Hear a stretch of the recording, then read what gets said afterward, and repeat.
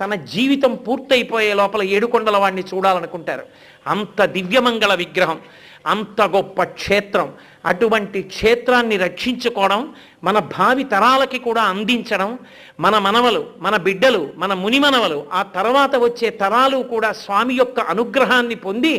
ఈ దేశమంతా కూడా సస్యశ్యామలంగా సంతోషంగా ఉండేటట్టుగా వెంకటాచల క్షేత్రాన్ని రక్షించుకుని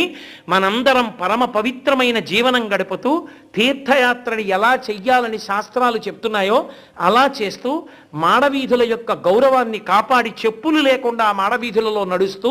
భగవంతుని యొక్క పరిపూర్ణమైన అనుగ్రహానికి మనం పాత్రులు అవడానికి కావలసిన జీవన విధానాన్ని నిర్హేతుక కృపా కటాక్ష వీక్షణముల చేత శ్రీవేంకటాచల ప్రభువు మనకి అనుగ్రహించుగాక అని స్వామి పాదములు పట్టి ప్రార్థన చేస్తూ మంగళాశాసన పరై మదాచార్య పురోగమై సర్వైశ్చ పూర్వైరాచార్యై సత్కృతాయాస్తు మంగళం మంగళం కోసలేంద్ర